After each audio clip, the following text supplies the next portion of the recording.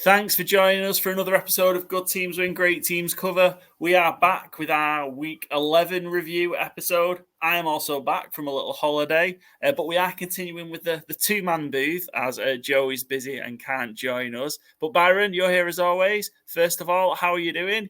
Your flu game this week. I've had a couple. It's your flu game this week. How are you feeling?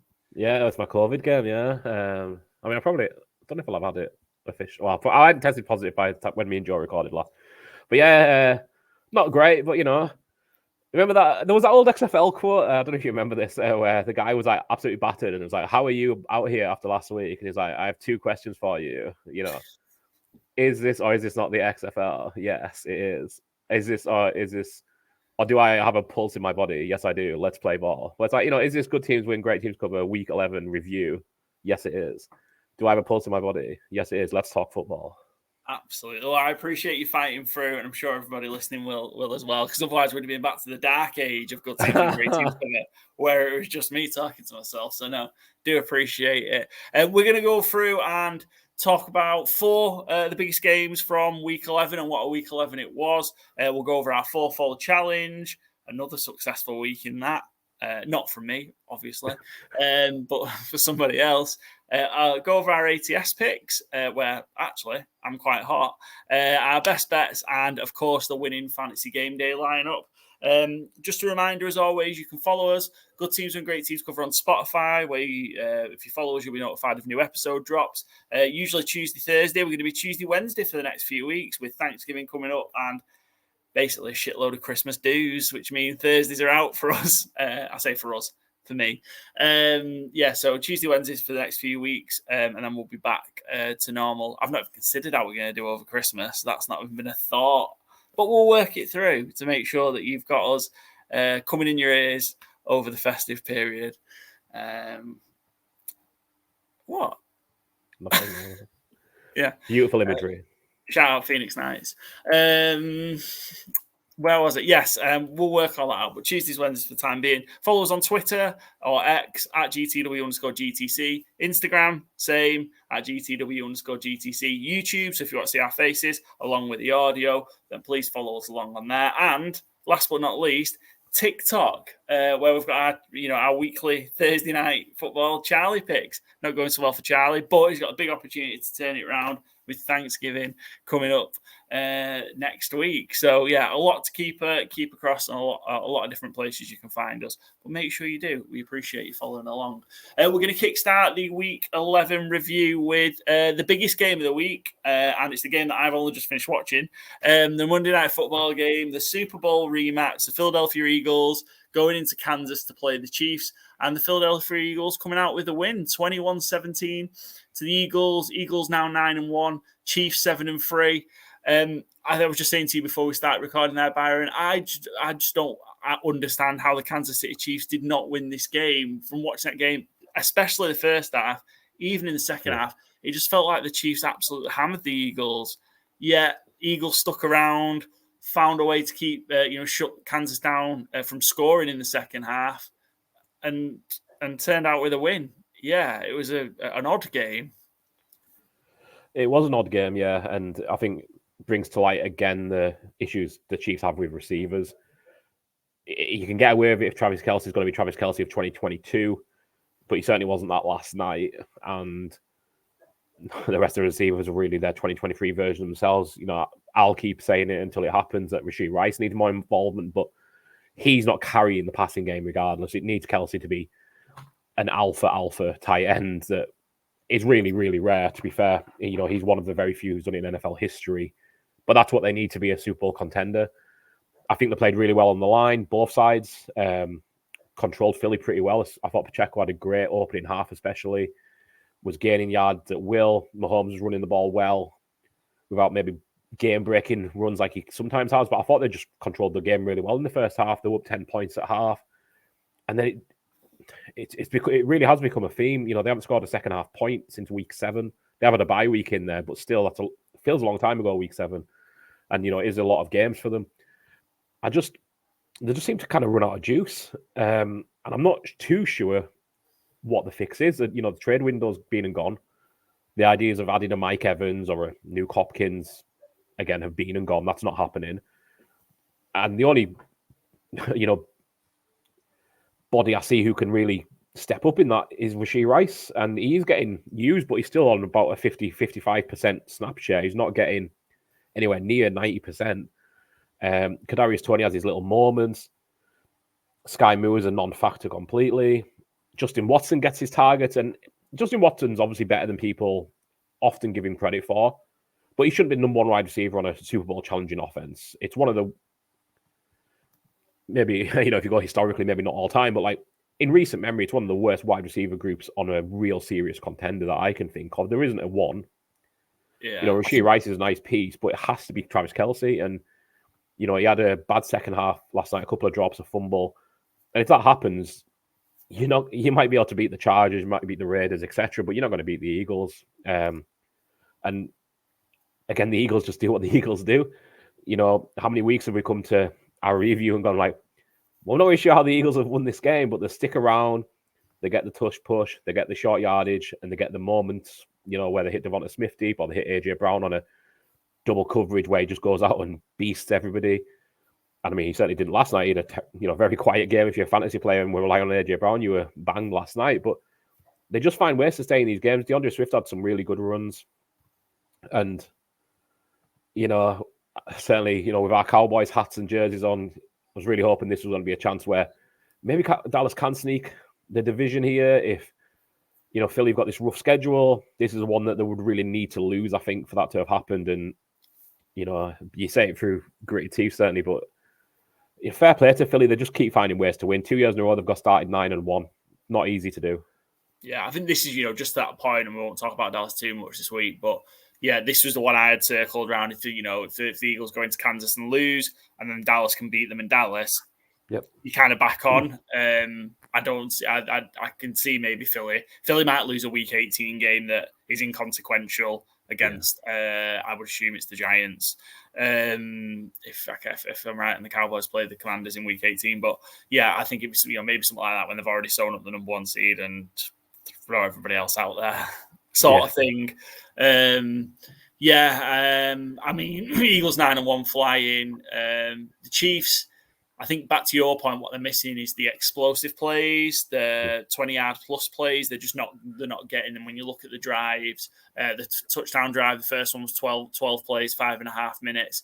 The one that led to the interception, and the two red zone turnovers, where I think that the difference here ultimately, the interception on the throw to Watson in the end zone that Kevin Byard picked that was underthrown by Mahomes. Yep. He had him, it was a pretty poor throw from Mahomes. Yeah. And then Kelce being a bit fast and loose with the ball. It was a good punch out from Bradley Roby, but Kelce should taking care better of the ball. So I know the noise was around the receivers for the Chiefs, around, and again, they had the MVS, the third down play that, or second down play that was a touchdown that he dropped, and then the 4th and 25, which again they should have got. I think that was Watson again. Yeah. But I know there's been a lot of noise about those receivers, but you've also got Mahomes and Kelce making bad mistakes as well. So it's not all on those guys.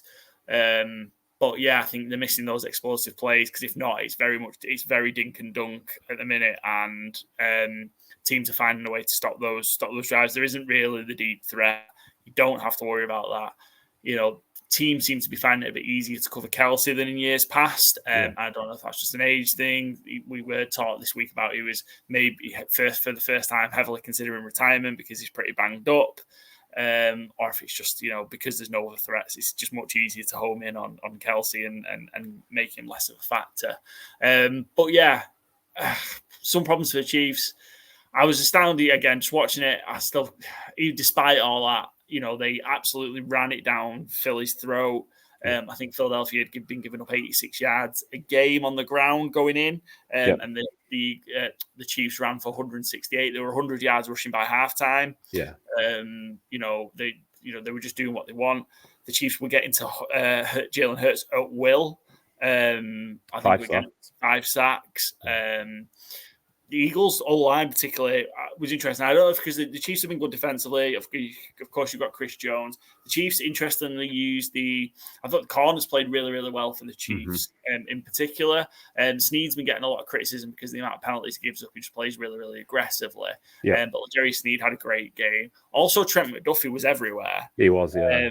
Out the slot. I think he got 2 sacks as well. 2 sacks, yeah. Coming out the slot, and he broke a lot of things up, and just had a beast of a game. So many positives for the Chiefs, and then just couldn't close it out really, and leave Philly hanging around. And it wasn't really until that first tush push, which was with about 6 minutes to go in the third quarter, on a third down. That was the first third down that Philly had converted. First opportunity they had as well to use the tush push.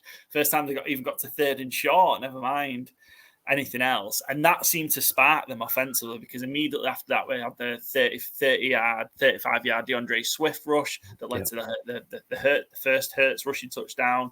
And then we got some of the big plays. The O-line of Philly was terrible for 3.5 quarters, possibly for 3 full quarters.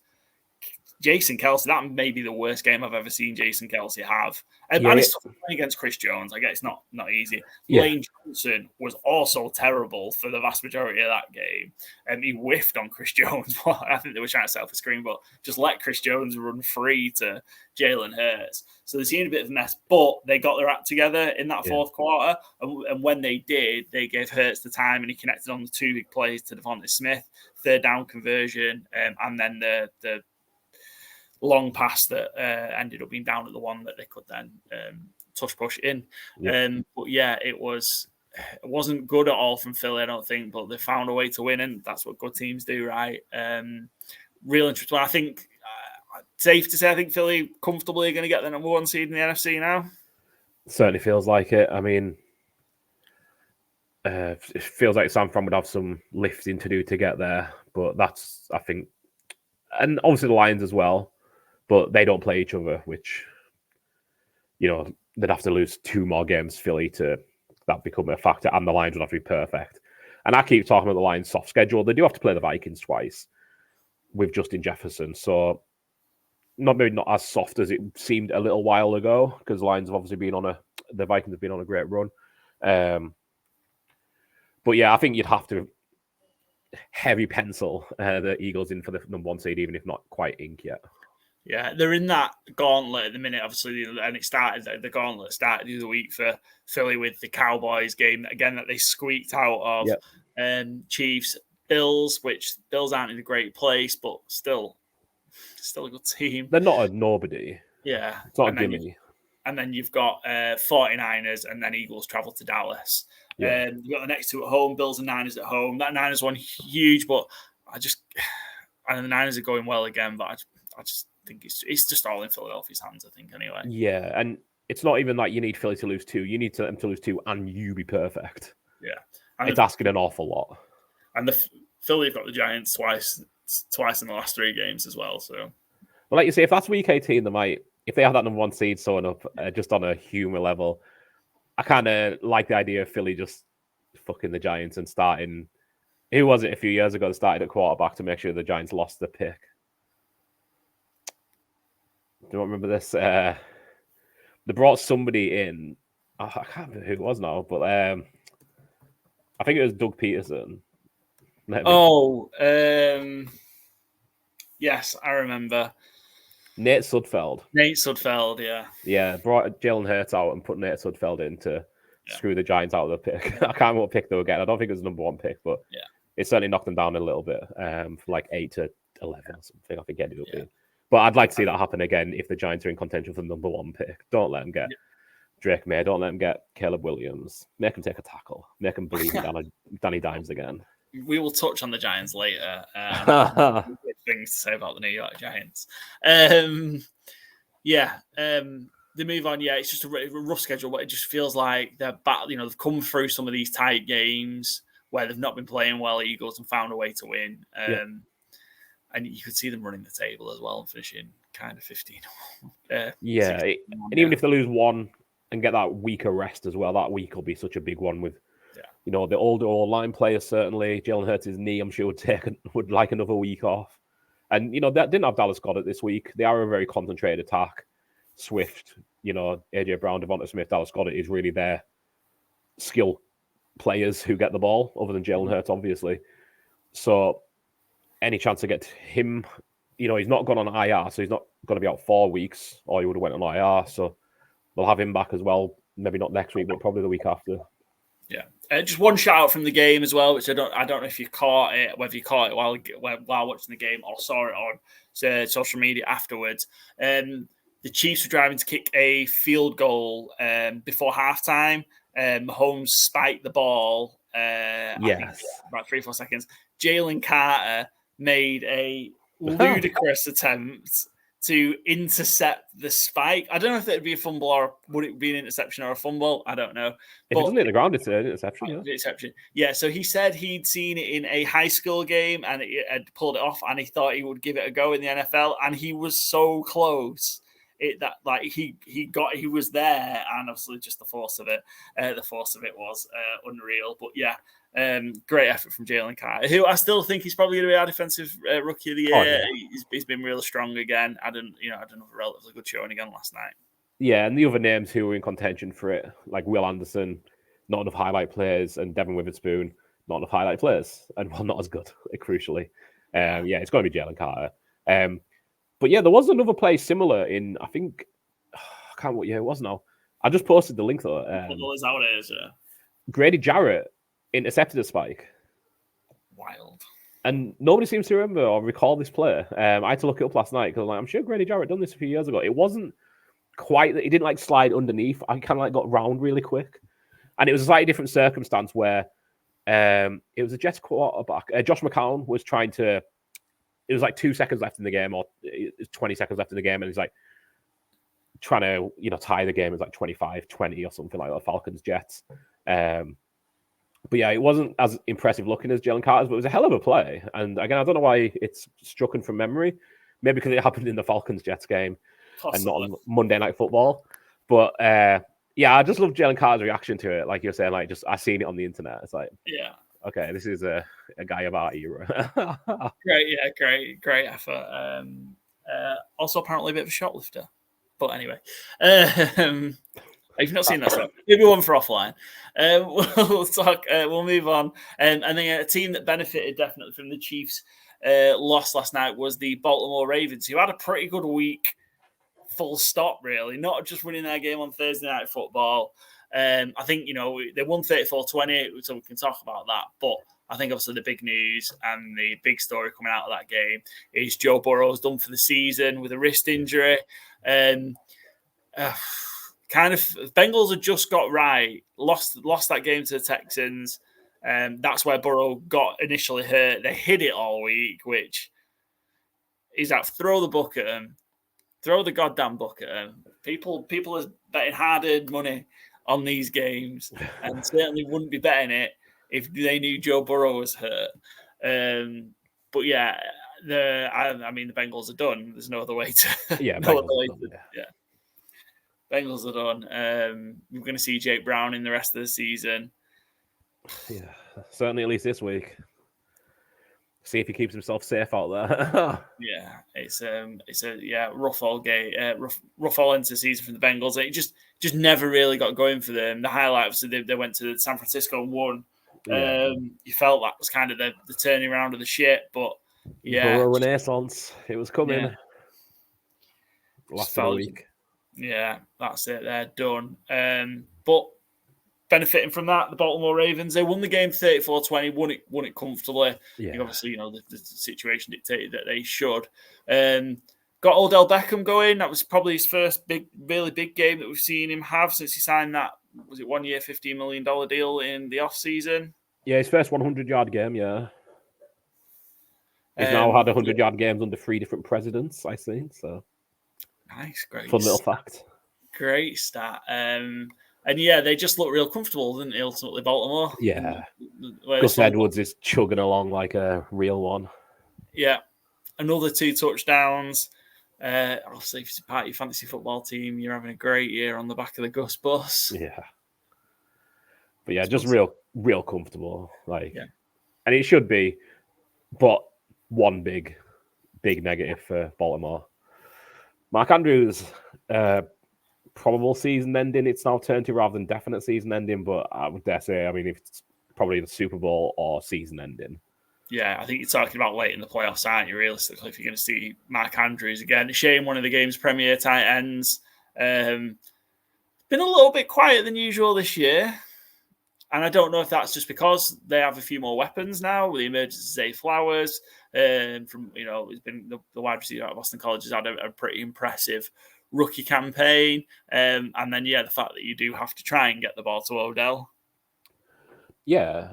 And, Bateman's not had a great year, but it's just he's now your wide receiver 3/pass catcher 4, whereas last year he was like kind of the secondary behind Mark Andrews. And the more you have, obviously, the more you can share it around. Zay Flowers in particular has been a real breakout. And terrible for Mark Andrews, but compared to last year, I think that would have been season ending almost for Baltimore.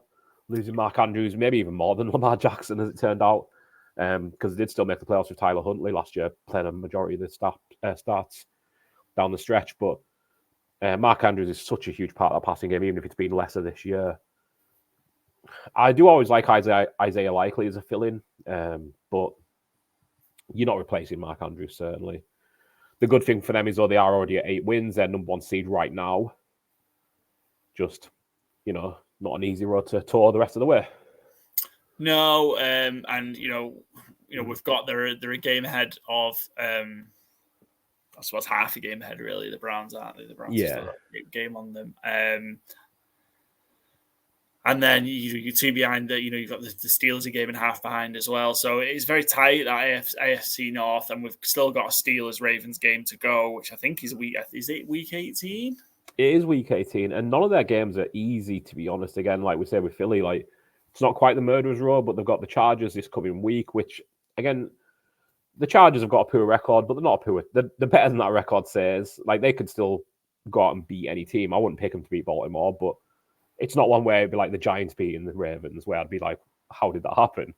They've got the Rams a week after. Again, the Rams are falling a little bit, but they did, we'll get onto the Rams this week. Then they go to Jacksonville, to San Francisco, they host Miami, and then they host Pittsburgh. So, no gimmies, certainly. If your easiest game is, the Chargers or the Rams in your last 6, it's not an easy schedule, certainly. But that Ravens-Dolphins game in week 17, the way it's starting to pan out, could that be to decide who's the number 1 seed in the AFC? Yeah, definitely, yeah. Definitely could. The way things are, the Chiefs both got 3 losses. Yeah. Yeah. Yeah, it could be week 17. What a game that could be. Hopefully flexed for prime time. And then, Steelers-Ravens, which the AFC, potentially at that point, the division could still be in play then. Steelers have made a move, which I guess we'll talk about when we touch on the Steelers game later. But, yeah, all to play for, yeah. But I think certainly probably one of this week couldn't really have gone much better, minus the Mark Andrews injury for the Ravens. Everything else seemed to really go their way. Yeah, for sure. Cool. Right, let's move on because we don't really need to spend time talking about the Bengals.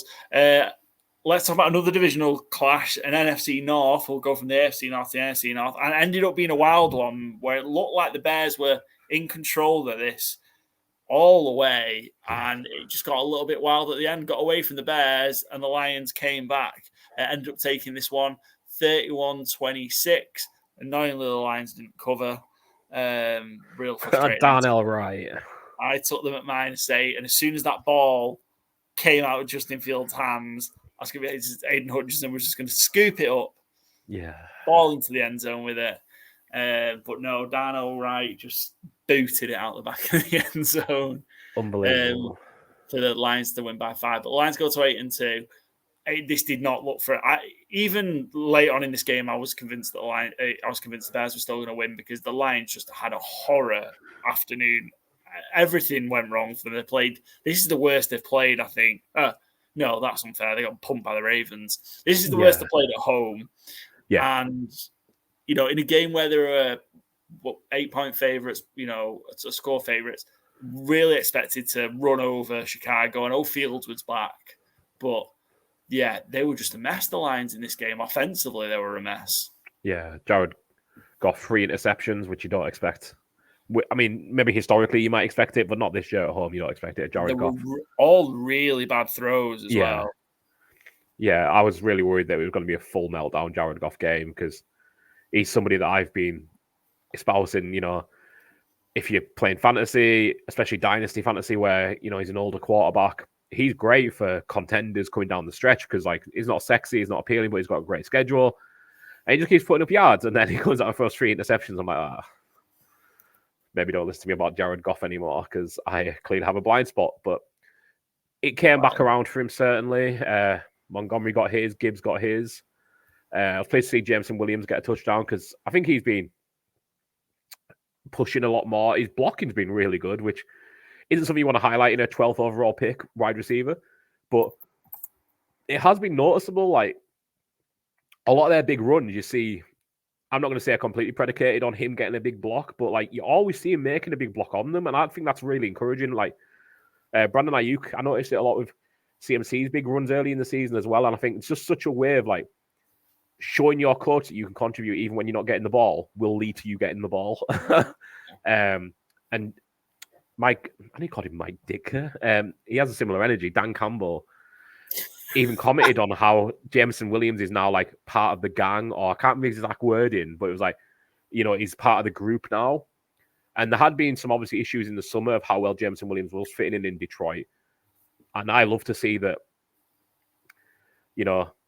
Campbell's openly speaking about how he is now part of the, he's bought in and he's part of the team because, again, speedy, young wide receiver with, has had some off-field concerns. I'm just really pleased to see it working out for him. Yeah. Speaking of Dan Campbell, he had some incredible pre-game quotes about how, he's maybe received some criticism or some noise about how often they were going for it on 4th down. He was telling any kind of Detroit Lions fans they should just put a diaper on. Yeah. Maybe like, well, I imagine a lot of Detroit Lions fans were shitting themselves down the stretch because, yeah, I mean, advice. Yeah. Again, I think the Bears played pretty well. It's very similar. I feel a bit harsh to say it's very similar to the Broncos game for the Bears earlier in the season where they kind of self-destructed because I don't think they're necessarily self-destructed. I think it was they played better than yeah.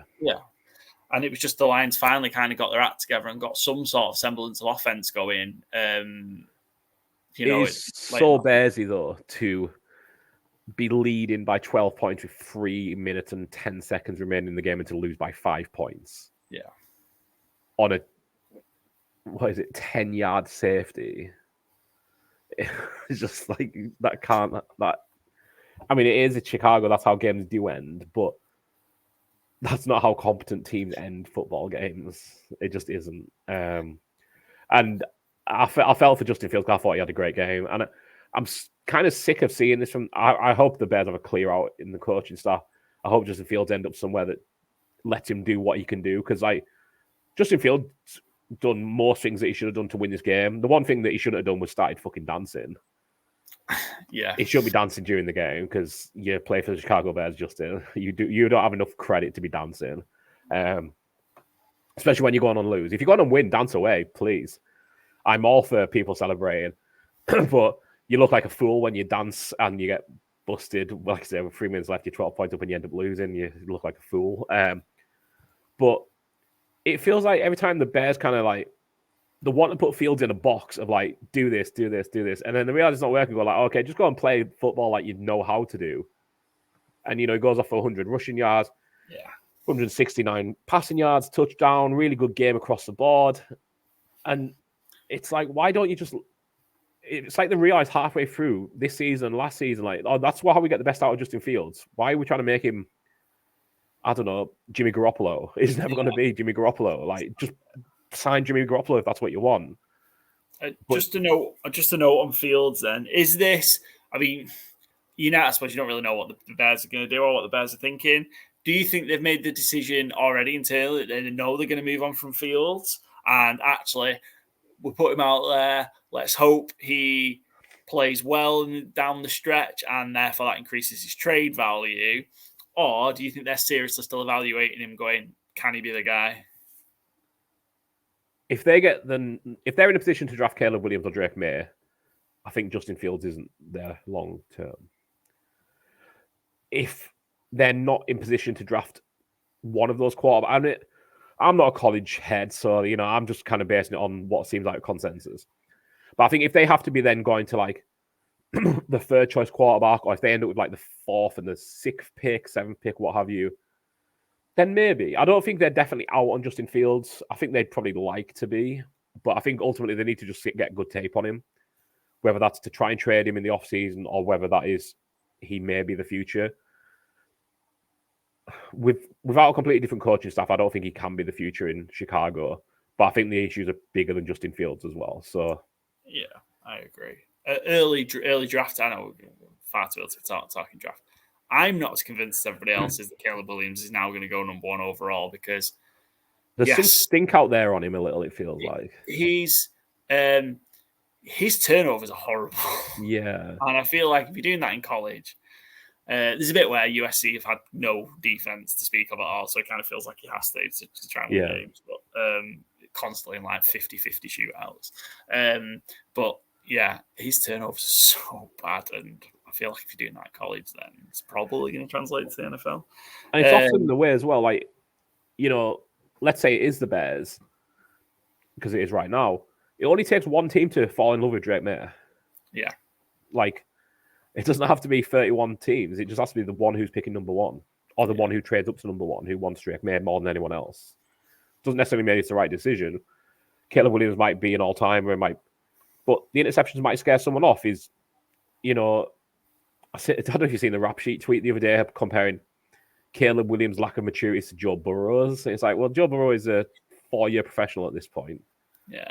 He probably should be more professional than Caleb Williams, who his only crime was not coming out and issuing a post-game statement the following day when he'd lost a big game, seemingly. I don't track college football like people do. So he seems a bit of a baby, to be honest. But look, that's just my take. And that also might turn people off him in terms of whether he goes number one. I am surprised that the odds don't seem to have moved because, again, I don't track college. I see Caleb Williams' highlights and it looks incredible, but I don't see many of his lowlights. Yeah. So I can't speak to it. But I keep expecting his odds to move a little because I do read that he's having bad games. People do have issues with his character. But yeah, he's holding strong. I'm always tempted. Well, not always, but most weekends I'll see this negative stuff about Caleb Williams. I'm always tempted to just chuck a little wager on Marvin Harrison Jr. number one. But I'm sure it'll be a quarterback. It's 20-1. Like if it was 50-1, I'd probably do it. But it's like 20-1 to wait till next April to get a payout on a bet. I'm pretty sure it should be bigger than 20-1. I'm just not. It just keeps coming back to me as thing I think about every weekend. But a bit early to get into draft 2024. We'll talk loads about it. It was my fault. The line. Look, get back to the lines. Lines 8-2. Again, they're I suppose just that one game behind Philadelphia with a schedule that it's pretty relatively easy. Packers, Saints, Bears again. All the Bears gave them a scare. Broncos, Vikings twice, which will be tough. And then the Cowboys in week 17. But looking at it, thinking, well, they could maybe just lose one of those games. Yeah.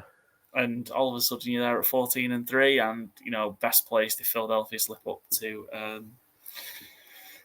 take advantage and get the number one seed, which would be wild.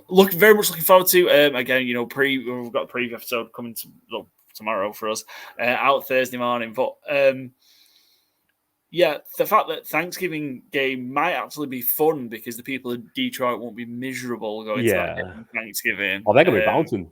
Yeah, so we're really looking forward to that. They've got the Packers division game and a big one for them to keep rolling. But just really looking forward to that people in Detroit just aren't sad and miserable going to that game on Thanksgiving. Yeah, it's going to be a good one. Should be good. They have Jack Harlow for the halftime show as well. Nice. Oh, what a day of halftime shows, by the way. Outstanding. I assume you've seen that the Who's going to be doing the Dallas one. Sure have, yeah. From 9 to 5, I hear. Dolly Parton, brilliant. And the skit, I don't know if you saw the advert for it. It was tremendous.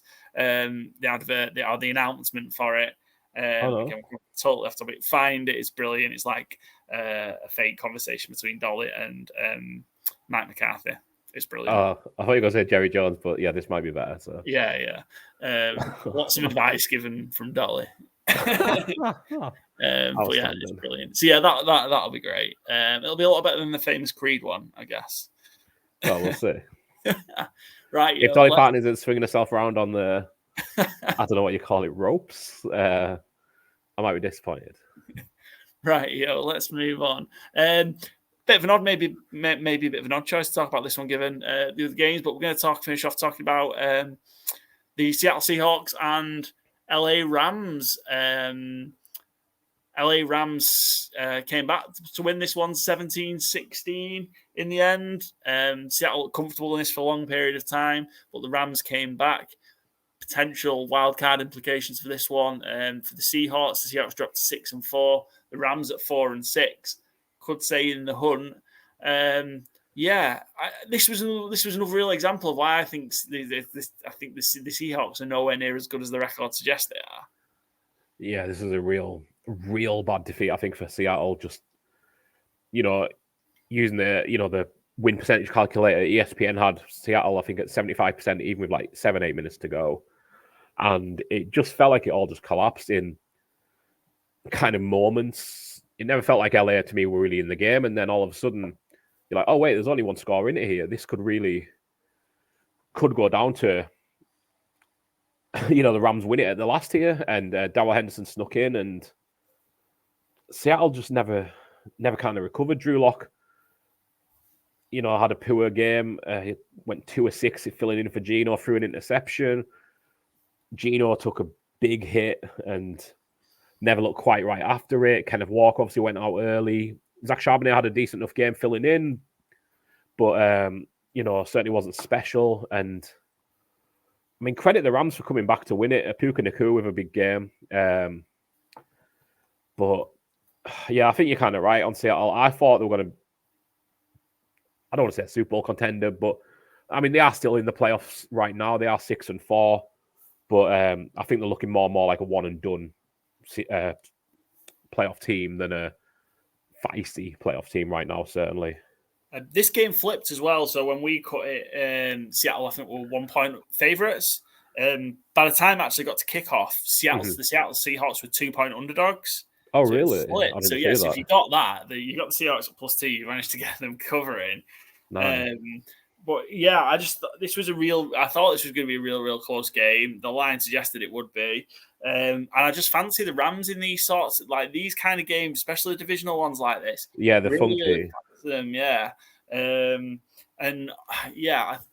I think they're going to have some problems now. Cooper Kupp went out early, doing some, we were just talking about wide receivers run blocking earlier, and that was kind of what got him in a bit of trouble. Someone rolled up on his ankle, did not look good. I don't know if he's going to miss some time.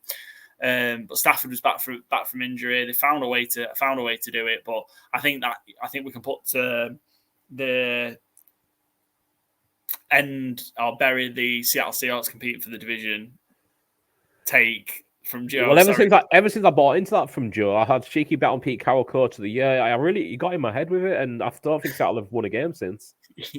Yeah, they are still like. I mean, I still think they're very, very, very.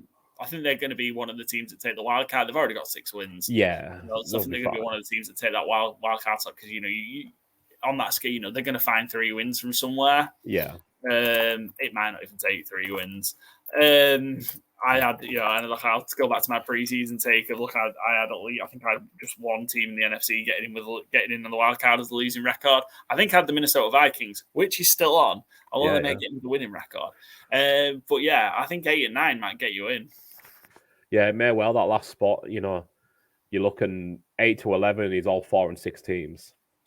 In fact, 8 through 12 is all 4 win teams because the Commanders have not yet had their bye, I guess. I think this was such a big one for the Seahawks because you look at that schedule now. So they've got the 3 games at the end, which are the Seahawks, which are the Titans, Steelers, Cardinals. Yeah, I think they're going to need to win all. I think they're going to need to win at least 2 of those, probably all 3 because you've got next. We've got 49ers twice. In between that, they've got to go to Dallas. Then they play the Eagles. Yeah. They could lose all 4 of those games and have lost 5 in a row, and then they're 7-6 going into those last 3 games, having to win all 3. Yeah, and I know we'll get into it on our preview, but I know it's in Seattle tomorrow, but I was kind of surprised the 49ers were only 6-point underdogs, 6-point favorites, because I think it could be a bit of a Dan Campbell wear your diapers game for Seattle, because I know it's in Seattle, it'll be loud, but Geno coming off an injury, Drew Lock looking like Drew Lock, Kenneth Walker won't be playing. The 49ers, I think, are going to be in the mood to put the stomp on Seattle, and they're playing like they can. So, again, we'll get into our picks on the preview show tomorrow, but yeah, I was surprised it was only 6 points. I'll say that, certainly. Yeah. It's just a real tough run now, and probably look back at these two games again. Lost to the Rams in week 1, been swept by the Rams. Looking back, if you could get those 2 wins back, you probably say they're absolutely nailed on for the playoffs. I still think they probably do get in by winning that game against the Cardinals in week 18, but from being pretty comfortable to then actually it's going to holding on. Yeah, holding. Yeah. Not good for Seattle, but who knows? They may find a way to win one of those games against the Niners. Who knows? But I'll beat Dallas. Who knows? But yeah, tough. It's going to be tough for them. That's the end of our in-depth review. We're going to go on and have a look at our FourFold challenge. Usually Joe works the screen, so we'll see if I'm any good at it. Thankfully, he done it when I was hosting last week too. So yeah, shout out, I am Joe. no help. Shout out, Joe. So important to our operation.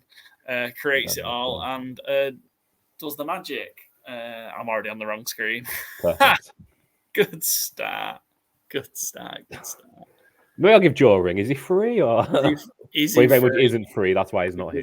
I am making an absolute mess of this. There we go. Right, we'll go to our FourFold challenge. So we had a guest Keg from the Panthers Magpie channel. So all things are Carolina Panthers and Newcastle United. If you're a fan of the two, go give Keg a follow. One having a better season than the other. Yeah, they are. Shout out Keg's lot. I don't know if you knew this. I don't think he actually mentioned it on the show.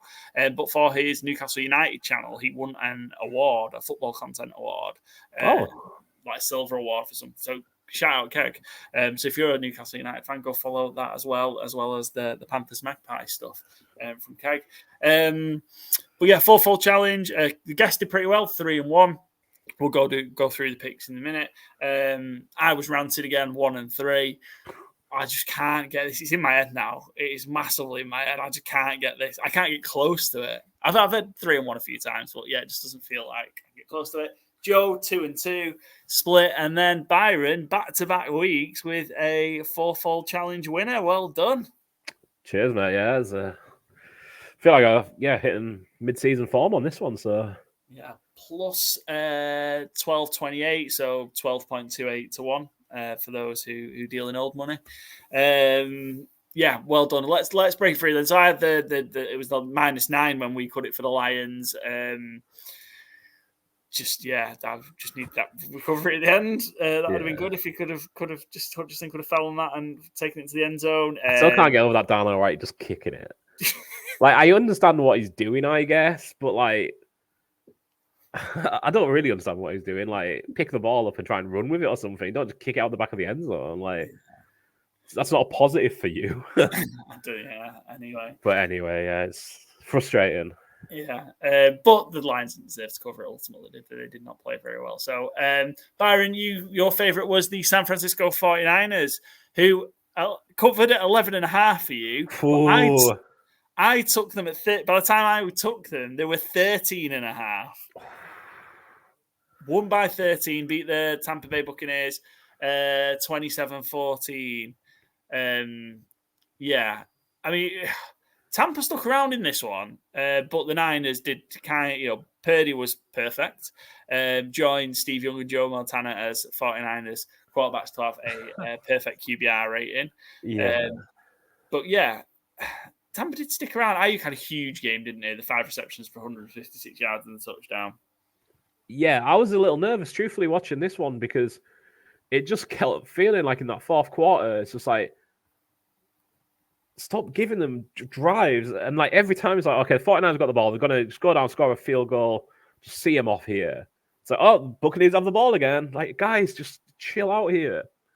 Because I also had we'll get to our bet in a little bit, but I had as one of my parlays, I had the 49ers to win both halves, and they won 14-7 in the second half. But like again, it was just like, stop letting the Bucs get the ball back. Like, just see the ball out. I don't know what you're doing here. Yeah, so 11.5 just got it done. I thought it was going to be more comfortable than this, obviously. Yeah, a bit of a stressful one as it turned out, but they did enough to win it, and they did enough to cover, so certainly can't complain. It was just more stressful than I envisaged. Yeah, another real good outing for Baker again. I thought he played really, really well. Had the one pick, but I thought he played really, really well. And you know what? That AFC South is a absolute dumpster fire. Yeah. Tampa have still got a shot, but I know they're only one game behind the Saints at 5-5, having already won in New Orleans. So, yeah, banging that race for that division. Saints play the Falcons this weekend. Yeah, I think the Buccaneers have got more than the other two as well is like, I don't want to use this and be taking the wrong word, but like a bit of spunk. You know, they've got like a bit of like, Baker Mayfield will go out like down throwing punches. I don't think Derek Carr is. I don't think Desmond Ridder is. I don't think Dennis Allen is. They're all just milquetoast. Whereas the Buccaneers feel a bit like, they'll throw sand in your face to try and gain an advantage. And I like that. They don't seem like a team of people who are happy to sit and lose a game. A lot of that team won a Super Bowl a couple of years ago.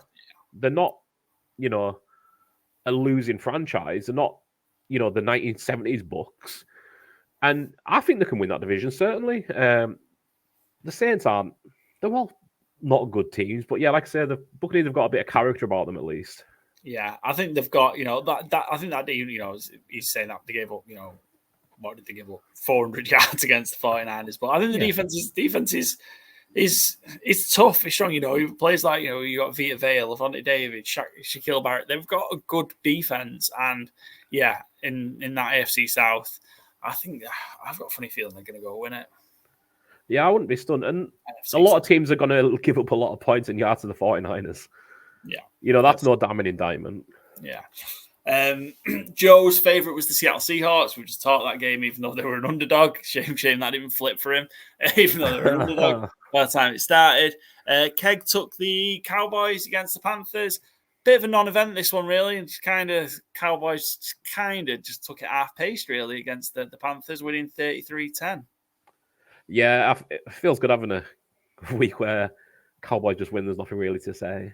Like, just tick on to Thursday. Yeah.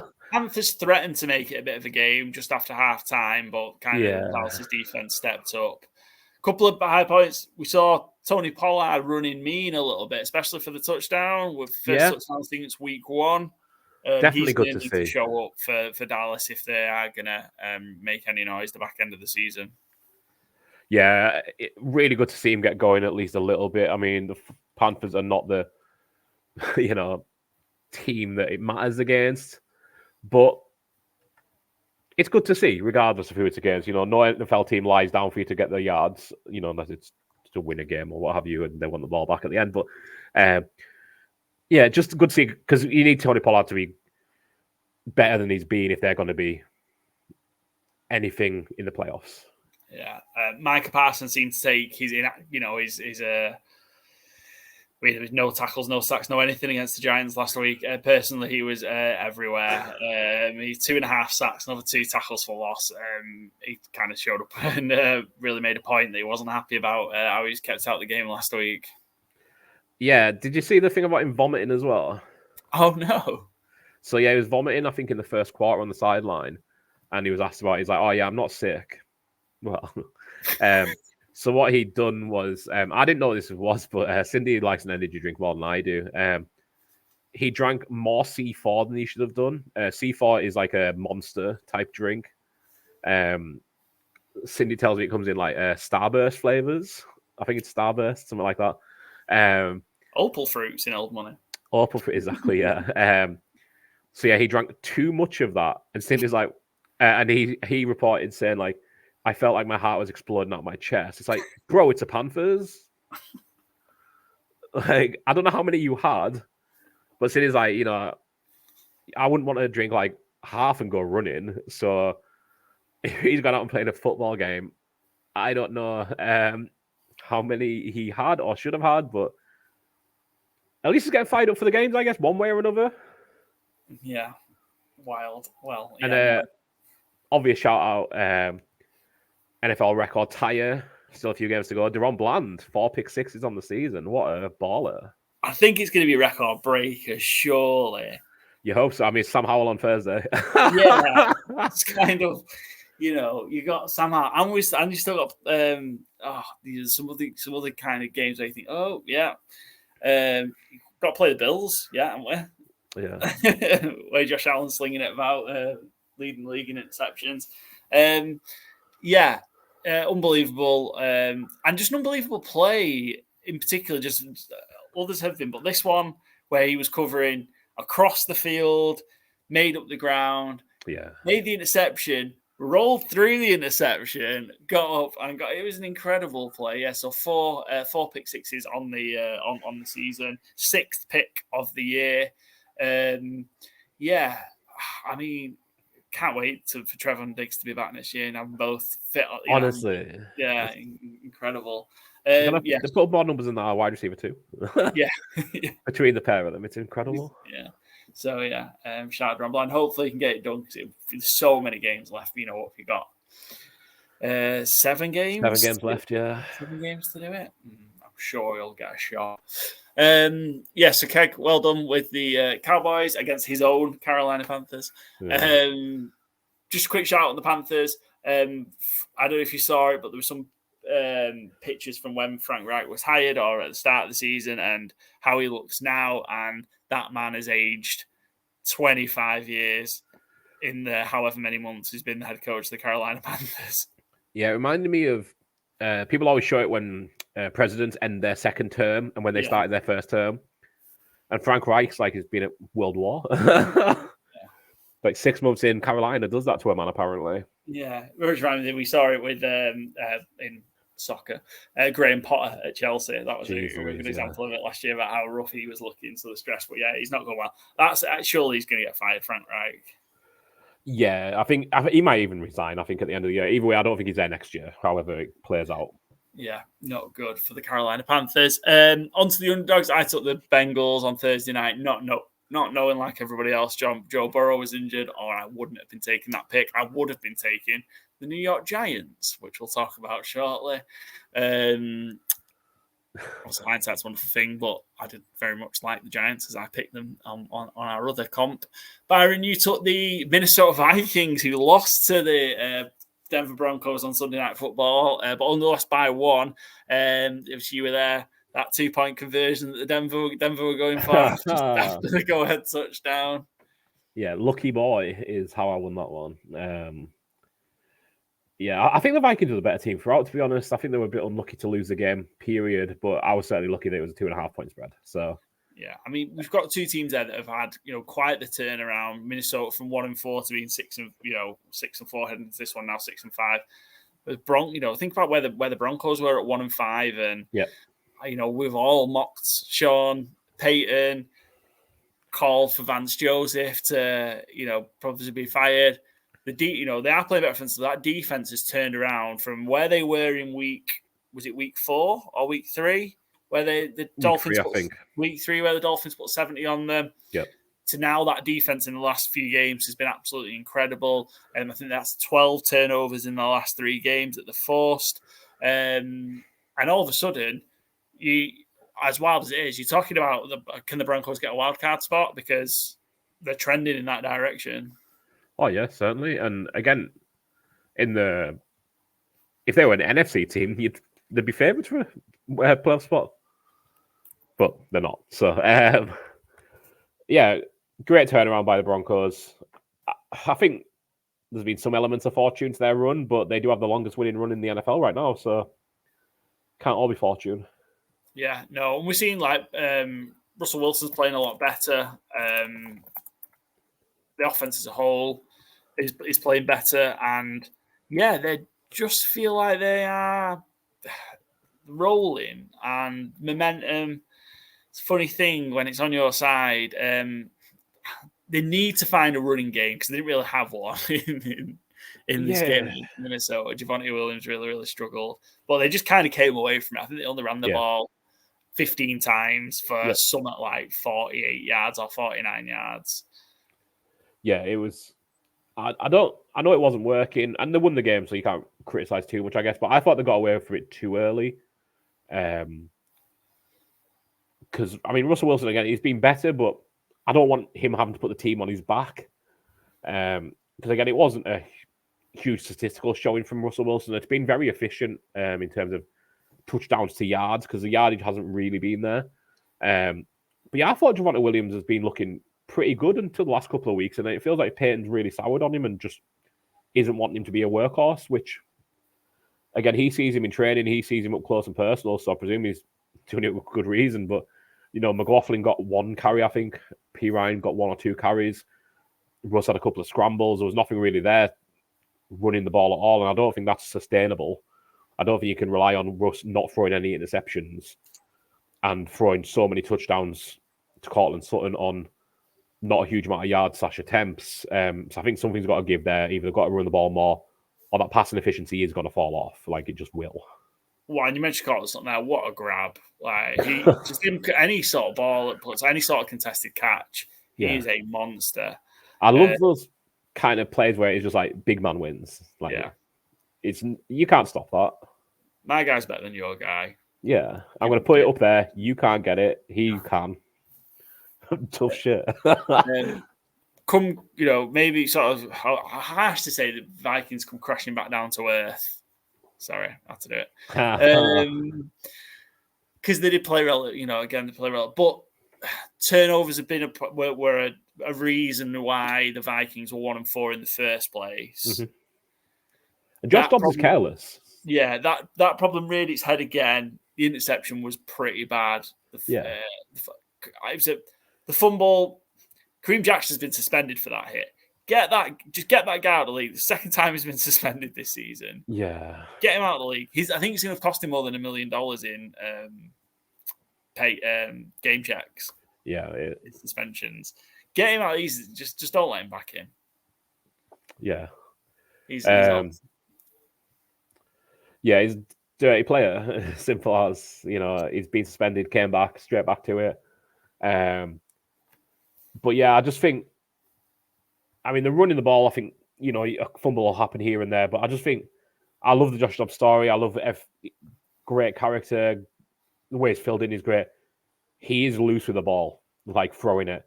And again, a little like Brock Purdy. Brock Purdy has relatively high expected turnover rates, and he just kind of magicians his way through a lot of it. Where, Shanahan even called one out, I think it was last week against the Jags, was it? Was like, I don't know why he threw the ball. And it somehow falls through 2 Jags and ends in Brandon Ayuk's hands, I think it was. And Josh Dobbs just kind of has the same, I don't know, magic dust on the ball where it slips through a defender's hands, or, it ends up in his receiver's hands somehow, and you don't quite know how it got there, but it's not how the coach would have drawn it up. And sooner or later, that does come back to bite you. You only had 1 interception here today, this week, Josh Dobbs. 1 touchdown. I think he had a good game overall, but not great. It's not like you could feel bad that he lost the game. But I think, again, against better defenses, that will potentially come back and bite them if he's not a bit more careful. But he will have Justin Jefferson back in a couple of weeks, if not this week as well. So yeah, and looking at that, we've just talked about the Vikings being 6-5 and well in the mix. Obviously, this, if they could have got 7-4, then you say they're nailed on to get to get into the playoffs. You look at the games they've got, and we talked about Joe Burrow. They're due to play the Vikings. That's flipped from a game where you think, they're probably going to go to Cincinnati and get beat, to they can definitely win that game and probably should. They've got the Bears in Minnesota on Monday Night Football next. The Raiders, who are a bit frisky at the minute, but again, for your team chasing the playoffs, you think you go there and get that job done. Go to Cincinnati, you can win that game now. And then they've got the Lions twice towards the end of the season, but they've also got the Packers in Minnesota. There's 4 games there they can and should absolutely win, and all of a sudden they're at 10 wins. Yeah, crazy. Which is wild to think. You started 1-4, you've lost Kirk Cousins, you've lost Justin Jefferson for a huge period of time. and they might only be. What did they go 13-4 last year? Yeah, I believe so. Yeah. Yeah, and actually, you probably a better team. Weirdly, Absolutely. Yeah. at 11 and. Oh, I absolutely agree. A better coaching job. Yeah, And I think if they get in the playoffs, I absolutely think Kevin O'Connell should be considered for Coach of the Year. he definitely should. Yeah. No argument from me. I think it'll be Dan Campbell or D'Amico Ryans because it's so narrative driven. And I think the majority of voters will look and say, well, he had 30 wins last year. He's made the playoffs again this year. Yeah, it was tough circumstances, but we're not going to give him the Coach of the Year because he already did it well last year. I had them projected for 5 wins this year because that defense is so talent deficient. Yeah. Brian Flores should be in contention for coordinator of the year. He's come in and got that defense really firing, and I thought he might, but again, I just thought the talent just wouldn't be there. Like, you can do so much with so little, but like you said, to lose Kirk Cousins on top of that, bringing Cam Akers, to lose him on top of that, to lose Justin Jefferson for half the season, and no problem. Yeah. I had them, we talked about, I know you said you had them at 5 wins. I had them at 8 and 9 making the playoffs as a wild card team. So, in my very skewed AFC to NFC records, but still have them making the playoffs. And I think they will. I really do. Me too, yeah. Because they've got that schedule versus, you're looking at the Seahawks. Yep. And where's the other team? Who's going to be the 7th team? I mean, Packers, Rams, Falcons, Bucks, Commanders are all 4-win teams. Oh. So in the next 8 weeks, are they all going to get, not even 8 weeks, 7-8 weeks, are they going to gain 2 games on the Vikings? Seems unlikely. Yeah. I'm going to be right. I'm very confident I'm going to be right here. A wildcard team is going to be 8 and 9 and get in. Could well, yeah. Just going to have the wrong one. But not bad. Still, I'd say if that ends up happening, that's a pretty good take. Keg was also on the Minnesota Vikings with you at +2.5. His underdog. Joe was on the Keg a big shout out, to be fair. I recorded Keg before I recorded ours, and he made great points about why it was the Vikings. I'm like, well, it's going to take so much for me to move off the Vikings after listening to this. Yeah, it was a great guess. Shout out, Keg. Joe was on the Philadelphia Eagles +2.5. Comfortable. Me and Joe were both on the over. Cowboys, Panthers. I was worried because after Deron Bland's pick 6, because I was watching Red Zone this week, I didn't see the Cowboys again, and I was like, "You're telling me that we're going to get stuck at 40?" And the Cowboys had kicked a field goal. But yeah, thought of 42. You were on Titans at Jaguars. Yeah, a bit of a squeaker as it turned out. Again, thankfully, I think it was Jeffrey Simmons got the deciding touchdown in this one. Yes, he did. From Will Levis. Yeah. So, yeah, I'll take it as it comes. I thought the Jags would show up again here. I thought Calvin Ridley would have a bounce back game, and he did. Didn't put him in our fantasy game day, unfortunately. I did touch on it with Joe, but I kind of got scoffed off because I back Calvin Ridley most weeks to bounce back. Every week, yeah. It's like your Marvin Mims take. Well, Marvin Mims was the first half of the season. Calvin Ridley's kind of been all through the season. But I was right this week, so, we'll talk about it this week. We won't mention all the other weeks. But yeah, I just thought the Jags would get going on offense. Titans defense hasn't been holding up because, they're trading players away and they're kind of not in the tank mode, but they're not fully competing this year, certainly. And Will Levis, good to see him get a couple of touchdowns after a rough couple of weeks after his breakout debut. So, yeah, I think, do we end up on 41 for this one? It's just over 40, but just is good enough. It finished 34. I don't know what you watched. It finished 34-14. It ended up at like 48, whatever it was. Oh, yeah. My maths is way off, yeah. Yeah. So we'll finish way over. Yeah, I finished. One of my bets was this to be the under, and I just kind of felt like it just for ages. Tennessee just had nothing on offense until that flea flicker sort of play over, which was a mess, but they got there to D-Hop. But yeah, felt like the Jaguars needed a big performance because. Especially offensively. Trevor Lawrence probably had his best game of the season by far. Not probably, he had by far and away his best game of the season. in this one. And it was just needed because that offense has been real stagnant.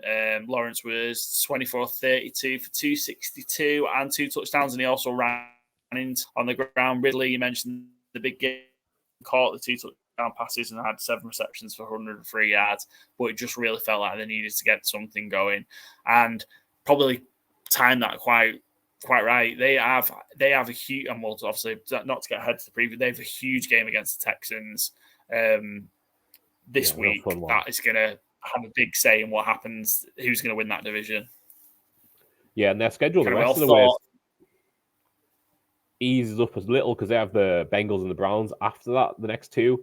And, if you go back 2 weeks and figure, well, that's Burrow, Deshaun Watson, well, not anymore. So good timing for the Jags to get those 2, I guess. Yeah. Just a huge AFC South game coming up this week. But yeah, we were sat here a few weeks ago going kind of the Jaguars are going to run away with that division. They've only lost 1 game in that time, but it's just not the case. The Texans are coming hot on the heels. Yeah. Keg had the over Eagles, Chiefs, and sadly not got 38. It was 45.5. He was cursing MBS. Yeah. Oh, mate. Yeah. It's unbelievable. Can you explain to me how this New York Giants Washington Commanders game ended up at 50? Well, Tommy DeVito went off, didn't he? My new favorite player in the NFL. Yeah, more 3 touchdown games than Kenny Pickett has in his career. I mean, he's got more 2 touchdown games as well. But Tommy DeVito. Done to Tommy DeVito. Like, we've all trolled him, blah, blah, blah. Me very much included, like, worst quarterback I've ever seen. Are you prepared? Are you going to walk back that take? When I said it, no, it was awful. But absolutely delighted for him. Always delighted for any undrafted players who come in and shine.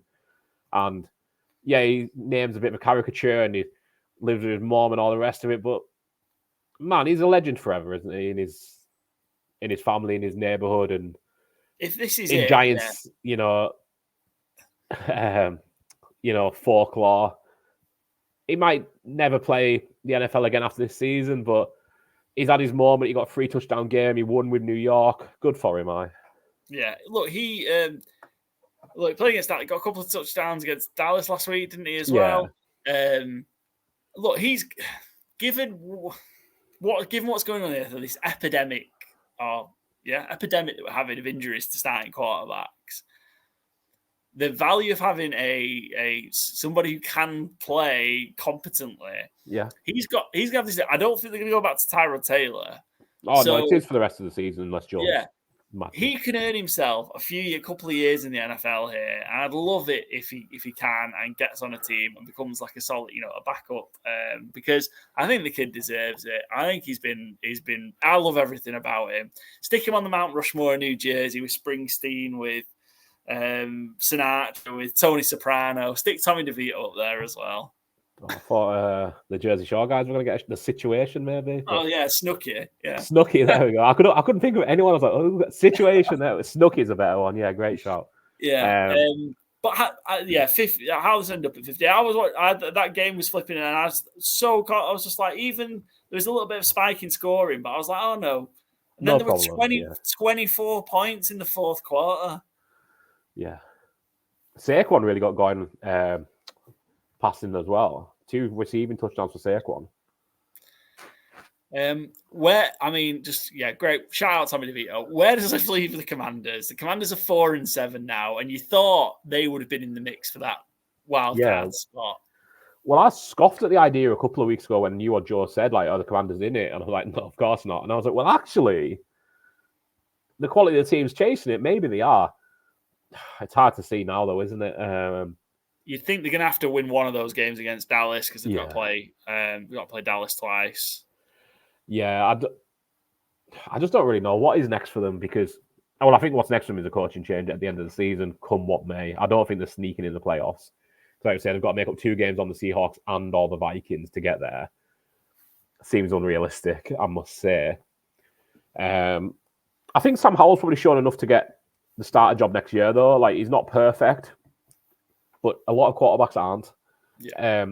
Jacoby Brissett if he's happy to stick around as a backup, he's a fine backup still, I'm pretty sure. So I don't think much overhaul needed there. Do they go with Bieniemy as a head coach, or do they keep him as OC and get a different head coach in place? To be decided, I guess. But I think ultimately it's going to be change in Washington one way or the other. Yeah. Just we'll keep the sack count on Sam, but it was another 4 this week. Slowed down the last few weeks, but another 4. Yeah. But the Commanders there also did tee off on Tommy DeVito. I think they sacked him 8 times. 9. Was it 9? Yeah, sorry, 9. It was 9, yeah. Still found a way to win this game by 2 scores. Yeah. Yeah, I don't know what you say to it, really. I mean, I'm forever amazed, though, to be fair, that this is Giants have now started 3 quarterbacks, and Dimes has looked the worst of the 3. Yeah. Which is staggering for a man you've just paid $160 million to. And the 2 people we're talking about is Tyrod Taylor at what year is Tyrod on in the league? 12? Something, yeah. And the other one is Tommy DeVito, who, again, great performance, a lot of respect for Tommy DeVito going out and doing it. Nobody had heard of Tommy DeVito coming into week 8, never mind coming into the NFL season. If Danny Dimes, who you've just made your franchise quarterback, $160 million quarterback, is getting outshined by both of those guys, you've got a problem. They didn't fix the O-line. He got sacked 9 times. And he threw up 3 touchdowns, won the game. Danny Dimes ain't doing that. Yeah. Wow. Problems. Yeah. Huge problems. His quick question is, obviously, the Giants, I guess, maybe up until a couple of weeks. You think, when especially quarterback are having to play Tommy DeVito, they could end up with the number 1 overall pick here. Is Tommy DeVito going to win them out of the number 1 overall or a first or second draft pick here?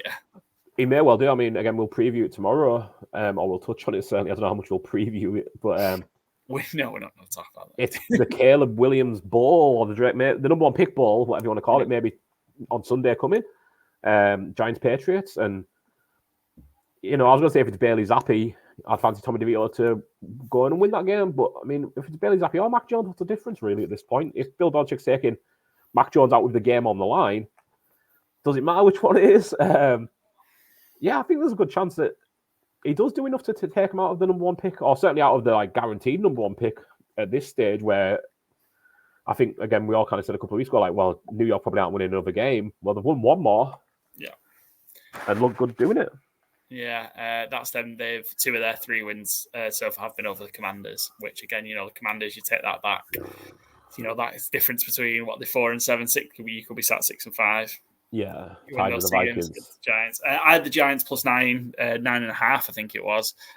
Loved that when it came out. When I saw it, I thought it wasn't quite the way I thought it was going to go. I thought the Giants would just be a drag out, real low scoring game, and that maybe Washington would win and we'd get the cover. But yeah, no, Giants outright win.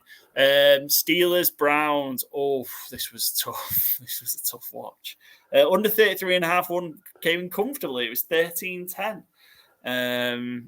Yeah, so on our preview, I struggled finding an under this week, and I was going to go with Giants Commanders, and thankfully I didn't, obviously, but I just, on the preview I said to Joe, neither of these teams are scoring 20 points, which, I mean, I know it's 33.5, it's not 40, but I was like, I don't know which one's getting to 15, 16.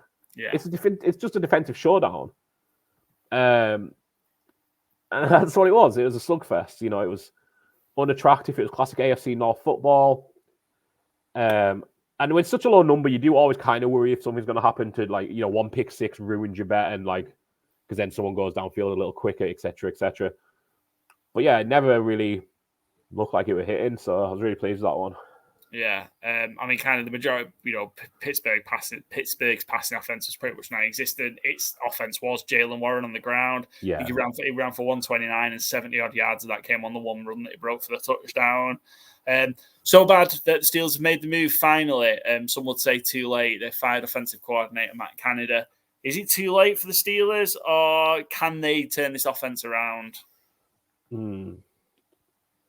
I think I don't think it is too late, because I think it's important, come what may, to have a look at Kenny Pickett with someone else. And it's a bit unfair on Pickett and the new OC temporarily, whoever that is, But Matt Canada was going to go at the end of the year because it's not working. I think you just need to give Pickett a little bit of time to have a look at him with somebody else. It seems like he's also the problem. But I think it's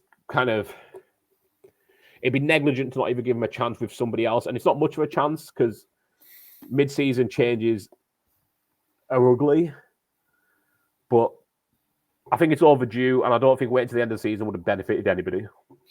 The way this has opened up for the Steelers now, because of, again, we've referenced it a couple of times, Joe Burrow's injury. The Steelers have got to play the Bengals twice. Mm-hmm. And you think with that defense against, obviously, the Bengals replacement, I completely forgot his name. We've already talked Browning. about. Browning. I think the Steelers would win both those games. Yeah. They've got the Cardinals. They'd have to play Kyler. But the Patriots in Pittsburgh. They've got to go to the Colts. They've got the Seahawks, and they've got that Week 18 against the Ravens. You can easily find another 4 or 5 wins here for the Steelers. Yeah, certainly. And they already have 6, crucially. Yeah. So if you get to 10, you're in the playoffs. Yeah. I had them at 10 wins and missing out on the playoffs because I stacked the AFC so much, which is wild. But if they get 10 wins, I think they will definitely be in the playoffs. Well, I think there's... like the Bengals aren't going to be getting to double digits like you maybe thought. Chargers, Jets. A lot of these teams at preseason we all had as playoff or playoff contenders, Bills as well, aren't going to be the teams we thought. So 10 wins in January is different to 10 wins in August. So Cleveland Browns also they're 7-3 now. And again, we've seen that's the second time we saw DTR. He just seems to throw the ball sideways, but they've shown they can win games on that defense. I'm pretty much on that defense alone, and they're going to need to continue that if they go through. But you think that defense could get them another 3 wins? Yeah. And again they've got to play the Bengals again Week 18. You've got Denver, you've got the Rams, Jags, Chicago, Jets. Again, I think we're going to have 3 AFC North teams and double-digit wins here. I can see it, yeah. I mean, DTR, it wasn't pretty. 165 yards, interception on 43 attempts. Yeah. I think he might be okay in a couple of weeks. I don't think he's doomed, certainly. Give him a chance to get his feet wet, but, I mean, that's not a great stat line. But he won the game as well, so, And just when you mentioned Jalen Warren, I just wanted to shout, more rushing yards than Kenny Pickett had passing yards. Oh, so bad. Awful. And not close, like 129 to 106. It wasn't like there was a yard in it. Yeah, so bad. Never a great sign. No. Joe's under was the Bears Lions, which was 31-26? So yeah, it was miles over. And then Keg hit the under Seattle Seahawks, LA Rams. So yeah, that leaves us now with I'm miles behind the guests now. I was one game for weeks. I'm 5 games behind. I'm 18-25-1. The guests are 23-20. Joe 28-15-1. Just the 1.5 games behind Byron. 29-13-2. So yeah, still all to play for, but it looks like I'm going to be making a very sizable donation to charity at some point. And you'd be happy to do it though. It's the kind of guy you are. Happy to do it. I'm just all around great guy. Let's move on to our ATS, where I had a lot more success in our ATS picks. The only guy with a winning record this week, that's a few weeks now. I think I've like 3 or 4 winning weeks, and I'm closing that up. Yeah, I am closing that gap. We've talked about Ravens, Bengals. Me and Byron were on the Bengals. Joe was on the Ravens. We were all on the Houston Texans against the Arizona Cardinals, which ended up as a push at +5, and it got to +5.5 though. Feel like the Texans escaped with a win here. Agree, yeah. As opposed to they played well again, and but how fun is it to have Kyler Murray back? Yeah, and not limited at all. It looks great. Great for Arizona as well. Yeah. Because it really, it doesn't make their decision-making process easier for the offseason, but it gives them some great options for the offseason because they're not compelled to need that number 1 pick and they don't need to trade up to get a quarterback necessarily. Or they can, we're saying about the Bears trying to market Justin Fields. Well, Kyler Murray's marketing himself. Yeah, I mean, I think the problem Arizona are going to have is they're going to win too many too many games. I think they might end up with kind of 5 wins or something here because of how good Kyler is. But yeah, just incredible. But yeah, we saw CJ Stroud had ups and downs in this game. Some turnovers that we didn't see early on. After having go all that time without an interception, he had 3 in this game, and they were rough interceptions. Yeah. But they won in spite of that. Tank Dell had a huge game. We swapped out our Texans wide receivers, didn't we? In Fantasy Gameday, I think we were on Dell at one point, and then Noah Brown, who was then ruled out with injury, and then we settled on Nico Collins. But yeah, Dell, 8 receptions, 149 yards, and a touchdown. And another huge game on the ground for Devin Singletary. Yeah, Singletary's really popping off. Damian Pierce wasn't brought in by this regime, and Singletary was. I think a lot of people were surprised by how well Singletary's looked, but he's always been kind of functional in Buffalo. It was never shining because it was always Josh Allen on the ground as the key piece, but I've been really impressed with Devin Singletary for the last couple of weeks. Seems a real good scheme fit, and he just goes north-south and picks up yardage. Yeah. Well, we mentioned the Texans are banging this race now in the AFC South. They're 6-4 and play Jacksonville this week, and we'll get to the preview, but they own Jacksonville the last so many games. And have already beaten them this season. It's a huge, huge game, and I don't know if it's going to fully decide the outcome of the AFC South, but I think it's going to go a long, long way to doing it. And what a turnaround if you could get there. We always talk about worst to first candidates. Yeah, I think you tipped them at pre-season, to be honest. 8 + 800, I think the Texans were. And I scoffed at it because I said, well, Jags are winning the division. I had no doubt that the Jags were winning this division. Texans a year too early. Colts too talent poor, essentially. Titans too old and not going to be there. And I mean, Titans, fair enough, that's right. But I was way wrong on the Texans. They're really competitive, and I mean, they're better than competitive. But just in terms of the division race, they're really competing for it, and I'm stunned by it. So yeah, incredible. And I think we've got there, the consensus offensive rookie of the year and a possible coach of the year candidate in D'Amico Ryans. I think he's done a great job, and I think we probably are going to see the Texans in the postseason. Really I'd kind of be. I don't want to say I'd be stunned if not, because the rookie wall can hit, certainly. I don't expect it to. But yeah, if they keep up as they have been, I'd be very surprised if they fall off at this point. And again, friendly schedule, or relatively friendly schedule, and it's just a huge, I think if they win that game against the Jags, they're in. But whether they're going to win the division or not, but you've got to play some of those teams around you. Obviously they've got Jaguars. It's Jaguars in Houston as well, which I think is huge. They've already won on the road in Jacksonville. Broncos at home, go to the Jets, go to the Titans, home to the Browns, away home to the Titans, and then away to the Colts. Again, you can find 4 wins out of that to get to 10 wins. Yeah, and that very well be enough to win the division, possibly. Who knows? We were all in the Detroit Lions. All on the so we all lost that. All on the Cowboys to cover the 10.5 against Carolina. We're all on the wrong side of this. The LA Chargers doing LA Chargers things. I don't know if you saw Brandon Staley's post-game press conference. I've seen his post-game tantrum. Is that the same thing? Yeah, same thing. Yeah, very snappy with a member of the media, the press. He was asking about whether he's going to continue calling the defense. Not long left for Brandon Staley to spit his dummy out. Thankfully, he'll be gone the rest of the end of the year. So yeah, I'm annoyed because I was saying to Joe when we were doing the preview of this one, it's I hate picking this game because Chargers going across country -3 in Green Bay. It's Green Bay going to cover it, and then I just still picked it. Jordan Love had again possibly his most impressive game. Played really, really well. And then rookie receivers are starting, or rookie and young receivers, Dubs and Watson aren't rookies, but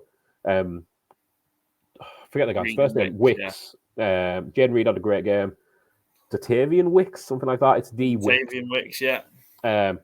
He's looking like a great late round pickup by them. So yeah, maybe just give them some more time. I was harsh on Jordan Love earlier in the season, but they are progressing. And yeah, maybe see how next year goes for them because, maybe expectations may be a little too high. I think defensively they do need to still look at things because this game was there for LA. Keenan Allen had 2 goal line drops. Quentin Johnson had a terrible drop to win the game. Justin Herbert had a great game. I don't care what the numbers say, and I don't care who won the game. Justin Herbert had one of the best quarterback performances of the week, in my opinion. And if Keenan Allen doesn't drop 2 goal line touchdowns, which is so out of character, and he took accountability for it, because of course he did. Keenan Allen is a professional.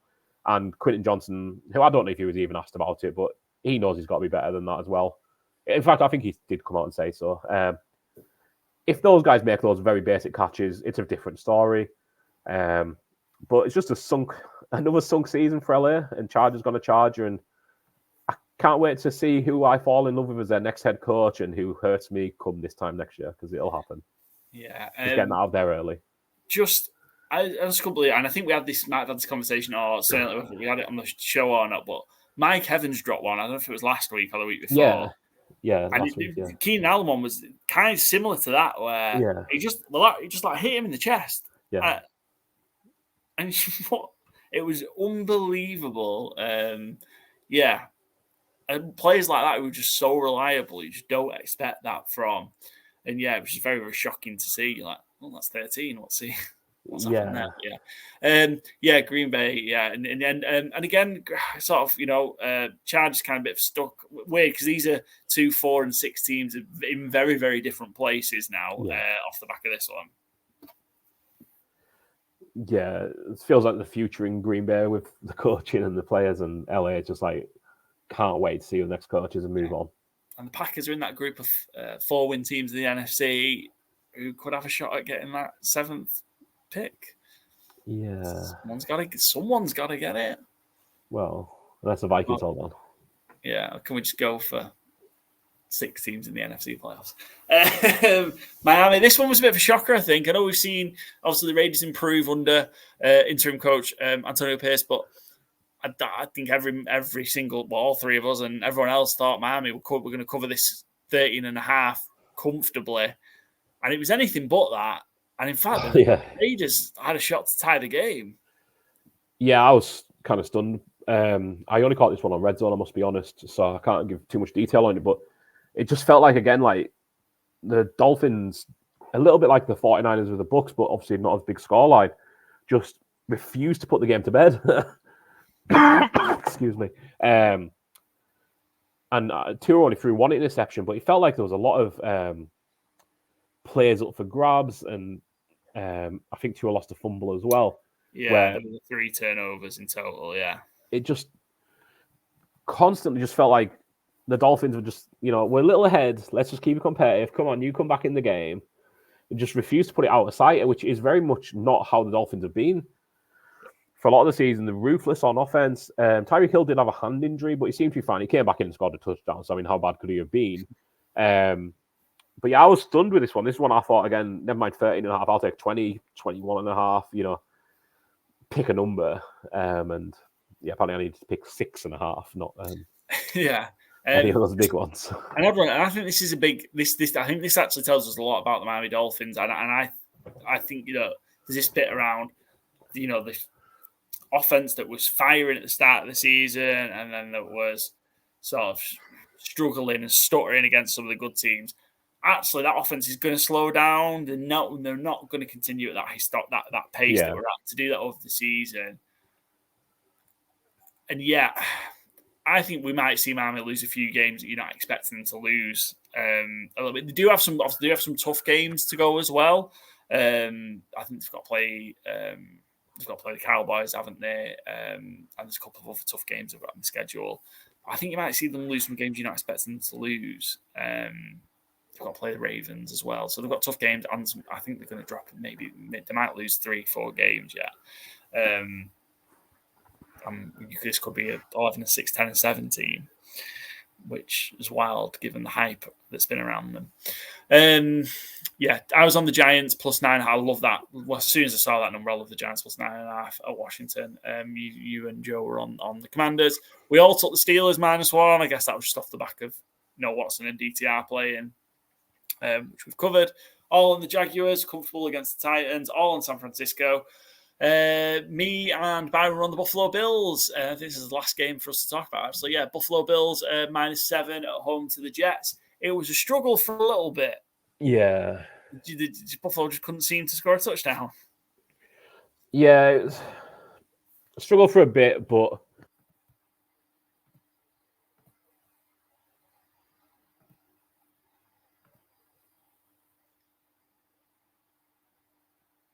sorry to jump in, Byron, but you've just gone on mute. Hello? There we go. Let's do that again. Outtakes. So, yeah, it was a struggle for a bit for the Buffalo Bills. Yeah, I think it was more a case of, how far the Bills going to pull away. I didn't think the Jets were really going to bring it back. It's just, does it end up being a 14-point, 12-point, 15-point lead for the Bills before the Jets get something back?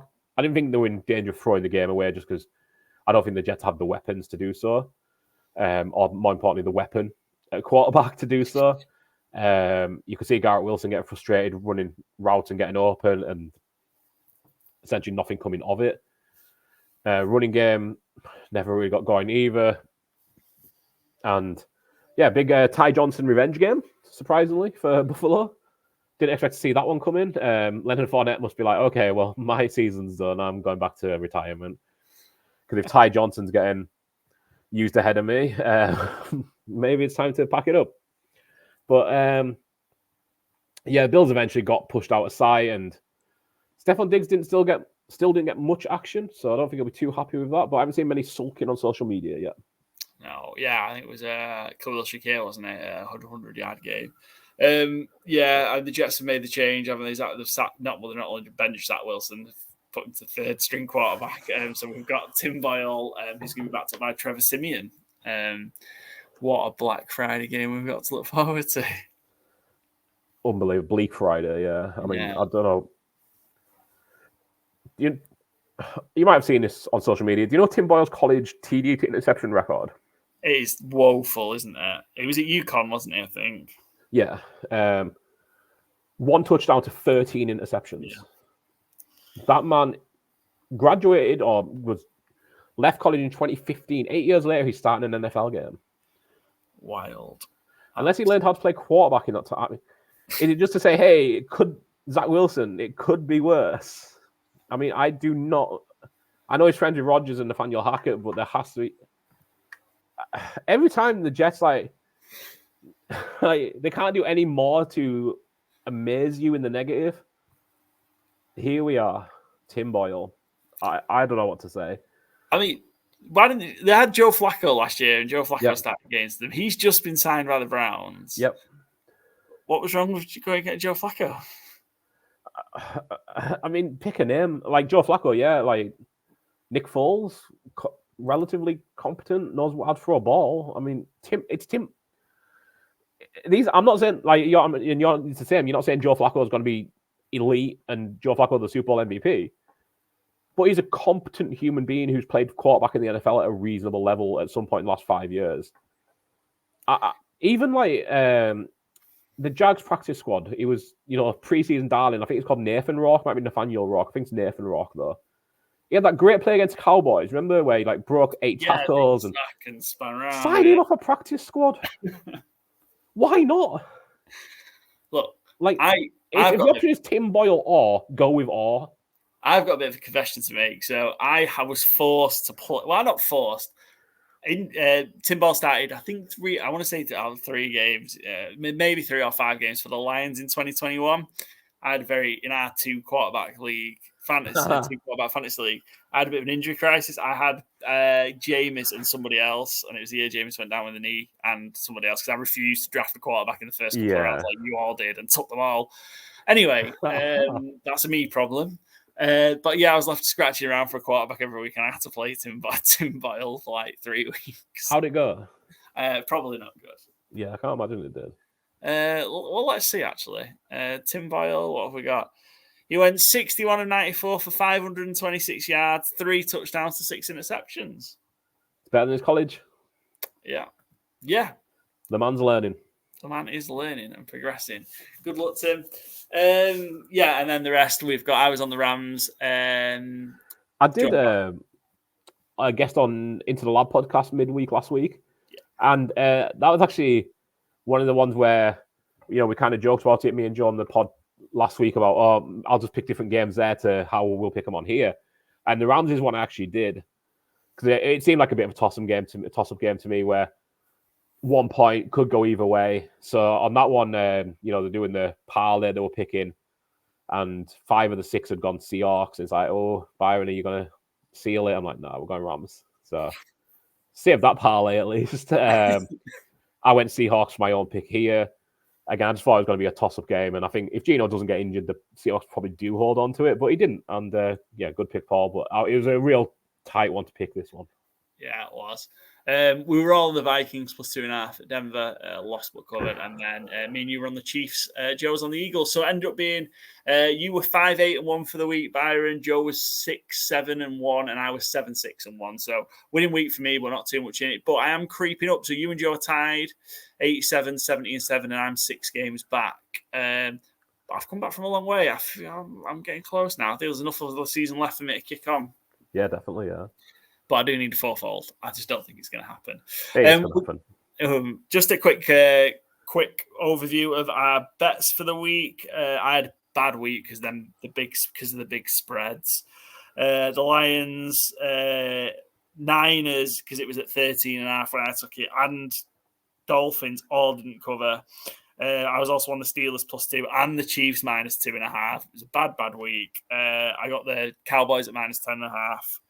I think I got it at -11 actually earlier in the week, so I was on that. But I did get some scores. So I was on the under. Chargers, Packers under 44. Bears, Lions over 48, and Cowboys, Panthers over 42.5. So that saved it from being a complete disaster. I was on the under for the Titans Jags, which didn't come in as well. I tried the alt spread on the big spreads. I went even bigger on the 4 of those to parlay it at 40-1, and obviously got nowhere near. It was only the Cowboys that hit, and I had an anytime touchdown parlay that I felt I was robbed of. So I had Gibbs, Lamb, CMC, and then I had A-Chain. He came out injured, and then I'm pretty sure that the play that was it Ahmed that scored. Ahmed, Ahmed. That would have been A-Chain in real annoying, and that was it was only plus 952, but be a nice win. Yeah. I had my league leaders were all duds this week. I really struggled picking them this week, and I kind of feel like I've boxed myself into picking one every week, and I mean that's just kind of a silly thing to do, but it's like you chuck $10 on each of them. If one of them hits, you've paid for a good few weeks, so it's still fun to do. But yeah, they were all duds this week. Went Sam Howell. I was trying between Mostert and Montgomery, and neither of them were good bets. I went Jalen Waddle, just thinking, might take Tyreek Hill out a little bit, and I thought the Dolphins were going to boat race it, so didn't happen. Did have a nice one. 49ers, Dolphins, and Cowboys all three to win both halves. So it was plus 600.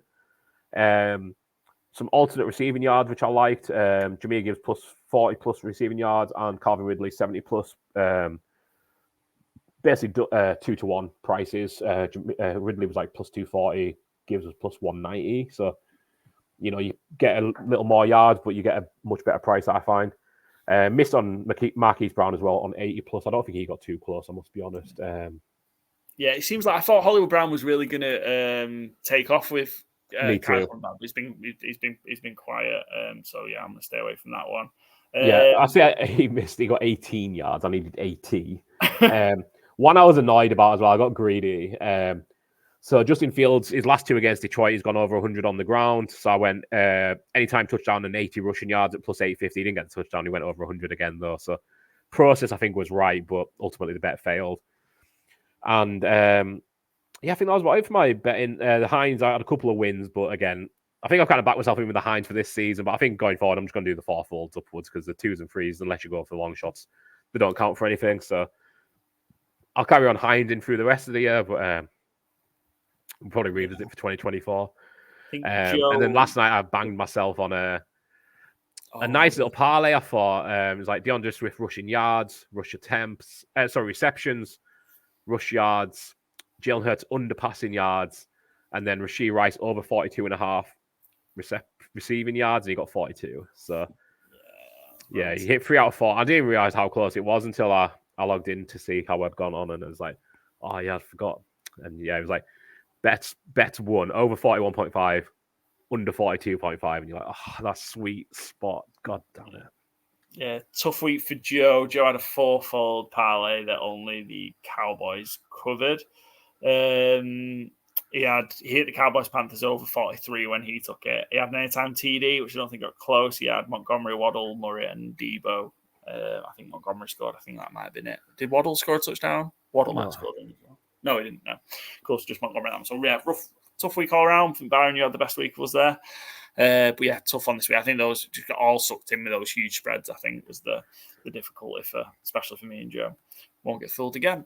We're going to finish off this week with our look at the winning Fantasy Game Day lineup. It certainly wasn't us this week. We had a rough time of it. We took the Goff Amon-Ra St. Brown handcuff. But just a reminder, Fantasy Game Day is a UK-based daily NFL fantasy game.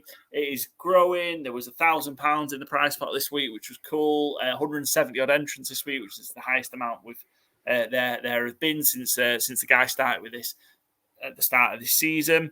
As a listener or viewer of Good Teams and Great Teams cover, as long as you're 18 years or older and based in the UK, you can get a very special deal. Go register for Fantasy Game Day now using promo code COVER, all capital letters, Charlie, Oscar, Victor, Echo, Romeo. By doing that, you will get yourself a free game after your first entry. So it's 2 for 1, really. Deposit some funds, enter a lineup. Once that's done, you'll be credited with a free game on your account. Join now because we've got a very special Fantasy Game Day Thanksgiving edition. It's going to cover the 3 games on Thanksgiving and the Black Friday game, as well as then the usual Sunday Stars games. 2 chances to enter, two games to play, 2 chances to win. Top 20% of entries win cash prizes. Our winners walked away with £130 each. £132, I think it might have been, but over 130 quid. Not bad for £7.50 entry fee, or if you're using your free game, could be free. So yeah, go do it now. Download Fantasy Game Day from whichever app store you choose to use. Promo code COVER. Let's have a look at the winning lineup this week. So score was 220.88. Yeah, pretty solid. Tyreek Hill's captain went off dinner for 10, receiving 10 receptions, 146 yards, and the touchdown. So that got 61.2 points as captain. And then, but I think probably it was the Lawrence Ridley handcuff that did it. Yeah, that's a relatively bold call. I think Ridley, I can somewhat make an argument for, certainly, but going Lawrence after the weeks he's had recently, I think is a real big call. It's always hard to shout out the actual game-winning manager because it's like Olive 1896. But like whoever that is, it's a real bold call to go Trevor Lawrence in. So many good quarterbacks available this week. You could have went Tua to stack with Tyreek Hill. You've got Jahmyr Gibbs in there. You could have went Jared Goff. Could have went Stafford to go with Puka. Could have went CJ Stroud. But I don't know what Lawrence's value was, if that was kind of the play there. But yeah, real good call there because Lawrence absolutely popped off his, like you've already said, his best game of the season. So great call. Yeah, I wasn't sure because I couldn't get the valuable. They must have had loads of money left over. Yeah, because when we looked at McBride, Pollard, Puka Nacua wasn't particularly high value. Tank Dell, Ridley, Gibbs, they were all like, yeah. So I just thought, yeah, I think we had a couple of these lineups like that have won. But yeah, again, genius. That Lawrence Ridley, was for 63 points. Tag that then with Tyreek Hill and hit on Tank Dell as well, who had a huge game. Yeah, really well done. Good lineup, and yeah, so good that it won. And I think it's that, we touch on it. I feel like every week, it pays to be different. Yeah. How many people have started Trevor Lawrence? Like, I'd love to see their ownership stats of how many people have started Trevor Lawrence and Calvin Ridley this week. I bet it's low. And I think probably what was quite interesting of what I saw with this line, I haven't really seen with too many of the other winning lineups, is that the captain and quarterback weren't handcuffed. Absolutely, yeah. And doing that somewhere else, that actually, if you do have a bit of a failure somewhere else, Yeah. Yeah, because you've got, Hill and Tua, Lamb and Dak, Amon-Ra St. Brown, and Goff, and maybe even Montgomery and Goff. I imagine were hugely popular. So, shout out. Well done, Olive1896. If you're a listener, make yourself know. I don't think you will be. But yeah, shout out. But yeah, remind, just go get involved in Fantasy Game Day. It's growing. The guys that run it are brilliant, and they've produced a really, really cool app. The app has had another update, which is cool. So it's got more information during the live game, more information on the scoreboard, so you can keep track with what's going on, see what others are doing that you're competing with. So yeah, go download it now. And remember, if you're a first-time player, use promo code COVER, Charlie, Oscar, Victor, Echo, Romeo, and you'll get a free game after your first entry. 2 for 1. So go do it.